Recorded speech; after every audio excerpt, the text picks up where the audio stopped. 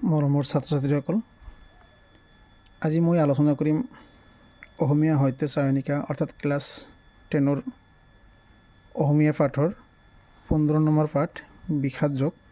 এইটো আমি ডিছকাছ হিচাপে আলোচনা কৰিছিলোঁ প্ৰথম পাৰ্টত, ভিডিঅ'টোৰ প্ৰথম পাৰ্টত। এতিয়া এইখন ভিডিঅ'ৰ ছেকেণ্ড পাৰ্ট, বিষাদ যোগৰ ছেকেণ্ড পাৰ্ট। ইয়াতে পাঠটোৰ পৰা সমূহ প্ৰশ্নাৱলী প্লাছ ভিতৰুৱা প্ৰশ্নবিলাকৰ উত্তৰ আমি ইয়াতে তোমালোকক আগবঢ়াইছোঁ। তোমালোকে দেখা, এয়া বিষাদ যোগ, লিখিছে শ্ৰীভট্টদেৱ।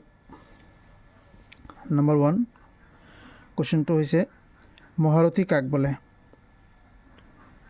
উত্তৰ লিখিম, যিজনে অকল 10,000 ধনুধৰ বীৰৰ সৈতে যুদ্ধ কৰিব পাৰে তেওঁক মহাৰথী বোলে। খ নম্বৰ কুৱেশ্যন, কৌৰৱৰ বিশিষ্ট সেনাপতিসকলৰ নাম লিখা। উত্তৰ লিখিম, কৌৰৱৰ বিশিষ্ট সেনাপতিসকল হ'ল গুৰু দ্ৰোণ, ভীষ্ম পিতামহ, কৰ্ণ, কৃপাচাৰ্য, অশ্বত্থামা, বিকৰ্ণ আৰু ভূৰিশ্ৰৱা। ঘ নম্বৰ কুৱেশ্যন, সেনাপতি ভীষ্মৰ যুদ্ধোৎসৱ দেখি কি ৰণবাদ্যৰ মহাশব্দ হৈছিল? উত্তৰ লিখিম, সেনাপতি ভীষ্মৰ যুদ্ধোৎসৱ দেখি সকলো ঠাইতে শংখ, ভেৰী, আনক, গোমুখ আদি নানা ৰণবাদ্যৰ শব্দ হৈছিল। ঘ আততায়ী কাক বোলে? উত্তৰ লিখিম, যিসকলে বিষ দিয়ে, অগ্নি সংযোগ কৰে, ধন সম্পত্তি হৰণ কৰে, ৰাজ্য কাঢ়ি লয়, ভাৰ্যাক অপকাৰ কৰে আৰু অস্ত্ৰ ধৰি যুদ্ধ কৰে, এই 6 দোষত দোষী লোকক আততায়ী বোলে। অং নম্বৰ, কুলক্ষয় দোষ কি? উত্তৰ লিখিম, কুলক্ষয় হ'লে কুল ধৰ্ম নষ্ট হয়, ধৰ্ম নষ্ট হ'লে অৱশিষ্ট কুলকো অধৰ্মই বিৰাজ কৰে, অধৰ্ম বিয়পিলে কুল স্ত্ৰীসকল দুষ্ট হয় আৰু বৰ্ণসংকৰৰ সৃষ্টি হয়, ফলত পিতৃপুৰুষসকলে পিণ্ডজল নাপাই নৰকগামী হয়। এই সকলোবোৰকে একেলগে কুলক্ষয় দোষ বোলে। 2 নম্বৰ কুৱেশ্যন, তোমাৰ পাঠটিত উল্লেখ কৰা অনুসৰি পাণ্ডৱসকলৰ যুদ্ধোৎসৱৰ বিষয়ে লিখা। উত্তৰ লিখিম, কৌৰৱৰ ৰণবাদ্যৰ প্ৰত্যুত্তৰত পাণ্ডৱসকলেও যুদ্ধোৎসৱ আৰম্ভ কৰিছিল। শুক্লা বৰণৰ 4টা ঘোঁৰাৰ সজ্জিত ৰথত উঠি শ্ৰীকৃষ্ণই পাঞ্চজন্য নামৰ শংখ, অৰ্জুনে দেৱদত্ত নামৰ শংখ, ভীমে পৌণ্ড্ৰক নামৰ মহাশংখ, যুধিষ্ঠিৰে অনন্ত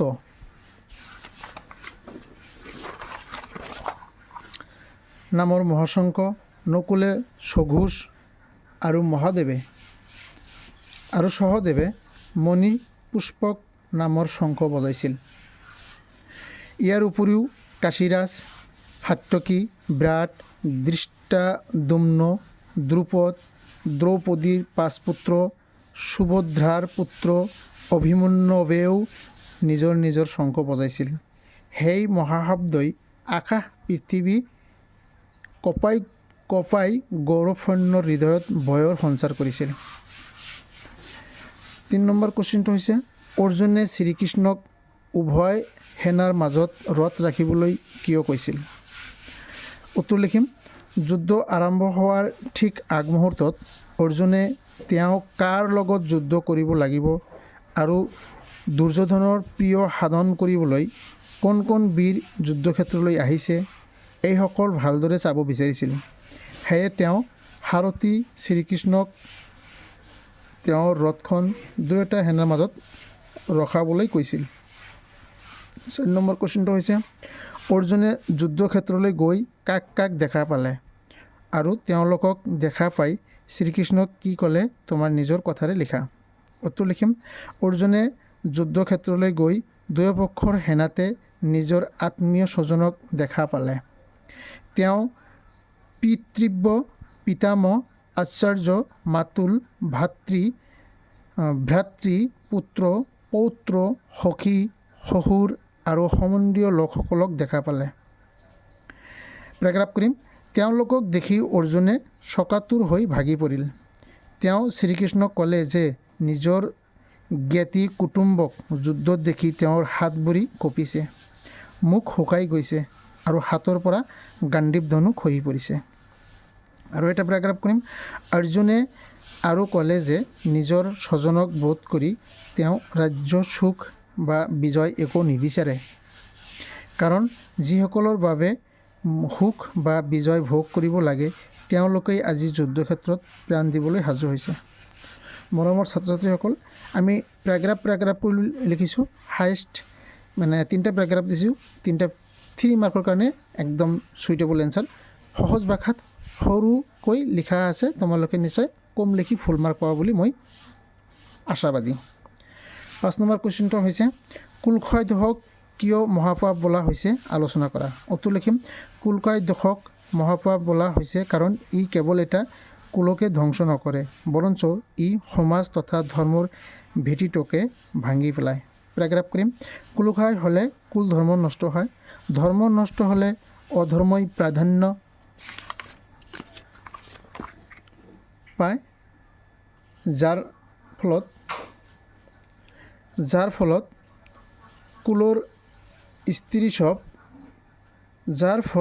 কুলৰ স্ত্ৰীসকল পথভ্ৰষ্ট হয়।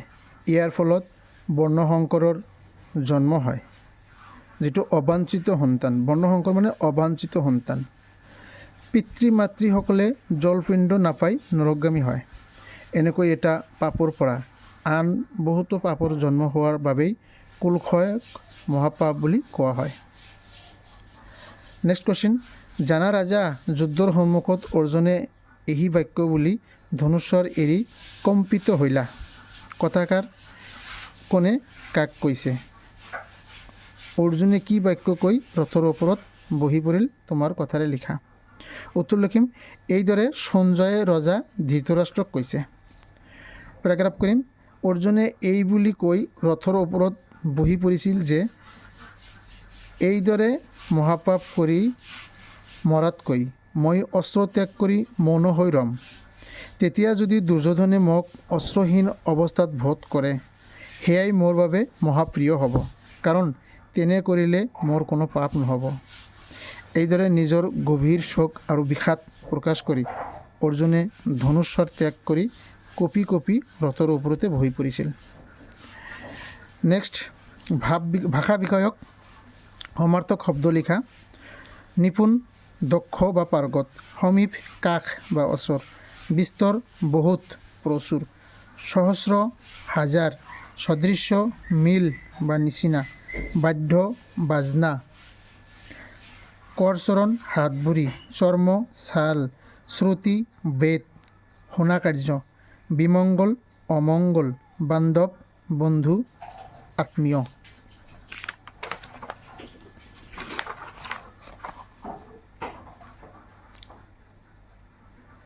আধুনিক ৰূপ লিখা।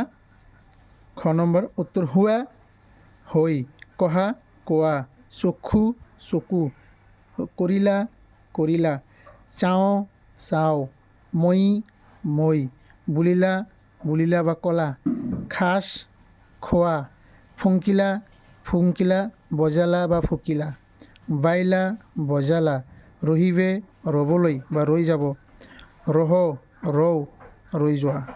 ঘ নম্বৰ ভট্টদেৱৰ গদ্যৰ বৈশিষ্ট্যসমূহ লিখা। উত্তৰ লিখিম। ভট্টদেৱ হৈছে অসমীয়া গদ্য সাহিত্যৰ জনক তথা জন্মদাতা।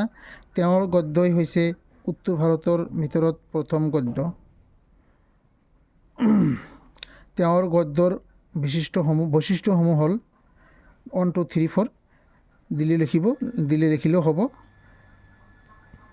এয়া হৈছে তেখেত সংস্কৃত আৰু কথিত অসমীয়া শব্দৰে ৰচনাসমূহ লিখিছিল। নেক্সট, তেখেতৰ গদ্যৰ ভাষাবোৰ পোনপটীয়া আছিল। তথ্যমূলক গদ্যবোৰ সহজ সৰল বাক্যত লিখিছিল। নেক্সট, তেওঁৰ গদ্য সাময়িকভাৱে পদ্যৰ ভাষাৰ দ্বাৰা প্ৰভাৱিত হৈছিল। নেক্সট, তেওঁৰ গদ্যত বিভিন্ন ক্ৰিয়া ৰূপৰ ব্যৱহাৰ পোৱা যায়, যেনে কহন্ত, বলন্ত, কৰিলা আদি। অতিৰিক্ত প্ৰশ্ন পাঠ্যৰ পৰা হ'বলগীয়া। ভট্টদেৱৰ সম্পূৰ্ণ নাম কি? বৈকুণ্ঠনাথ ভাগৱত ভট্টাচাৰ্য। অসমীয়া গদ্যৰ জন্মদাতা কোন? ভট্টদেৱ। ভট্টদেৱে কাৰ ওচৰত শৰণ লৈছিল? শ্ৰী দামোদৰ দেৱত শৰণ লৈছিল। ভট্টদেৱে কিয় ভাগৱত ভট্টাচাৰ্য উপাধি লাভ কৰিছিল? উত্তৰ লিখিম ভাগৱতত বিশেষ ব্যুৎপত্তি আৰু শাস্ত্ৰৰ বিখ্যাত অগাধ পণ্ডিতৰ কাৰণে ভট্টদেৱক ভাগৱত ভট্টাচাৰ্য উপাধি লাভ কৰিছিল। ভট্টদেৱৰ ৰচনা কৰা গদ্যসমূহ কি কি?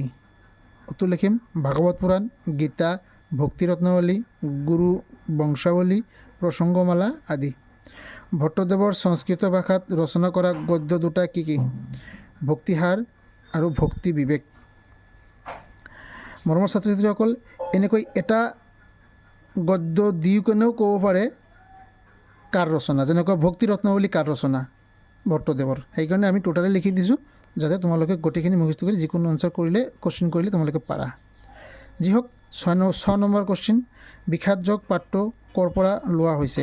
এনচাৰ লিখিম গীতা কথা গীতা পুথিৰ পৰা।